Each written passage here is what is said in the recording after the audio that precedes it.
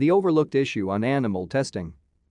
For decades, impressive advances in science have been made possible due to animal testing. We've been able to discover new medicines and forms of treatment, allowing us to extend the human lifespan and increase the standard of living. However, is all this progress worth animal experimentation and the suffering they experience? We don't discuss this issue enough, and I can't help but think it's because we've become numb to these practices. In the name of science, it's easy to say that some sacrifices have to be made. But the hypocritical nature of selecting who and what is utilized for experimentation makes me question the entire practice. Let's first establish that in the past, we most definitely used actual people for testing because the lines regarding ethics were extremely blurred. Metaphorically, if ethical guidelines were a crosswalk, then literally everyone was accustomed to casual jaywalking and the resulting car accidents and body count. To stay up to date with latest top stories, make sure to subscribe to this YouTube channel by clicking the button above this video. Since then, we've come a considerable way in regulating our research to avoid a complete disregard for basic humanity. What's weird, though, is how the animals with whom we have less of a personal connection are the target of our experimentation.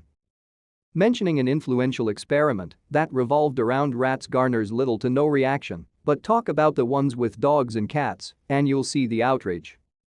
Size, lifespan, and ease of obtaining large numbers are, of course, factors in choosing animals like rats as test subjects. But this is more about public perspective. If the treatment of animals revolves around the cutest of the animal kingdom, then what kind of empathy are we really expressing by abiding by the laws we have now? Either every potential creature is up for grabs, or none of them should be.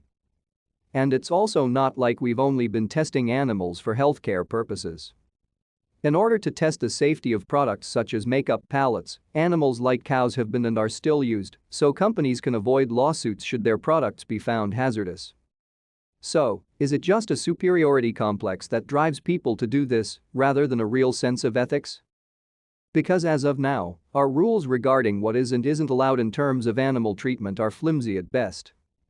A multitude of loopholes exist, so we are still able to do what we want, and it ultimately comes down to the idea that human life simply takes priority over other organisms' lives. Thinking about alternatives is difficult because once you've gotten used to one way of doing things, finding a practical, yet different solution is a challenge. If no one really cares about the ethics of animal testing, why make any changes? Why not continue what we are doing now and allow for the discovery of new products that can continue to improve our lives? I think the bigger problem here is that people just don't consider this perspective at all. Our society can deem animal testing a harsh means to a vital end, and we will proceed as we do now. My point is mainly that the nature of animal testing is a complex issue, but the normalization of its practices lead to too few discussions about its implications in our society.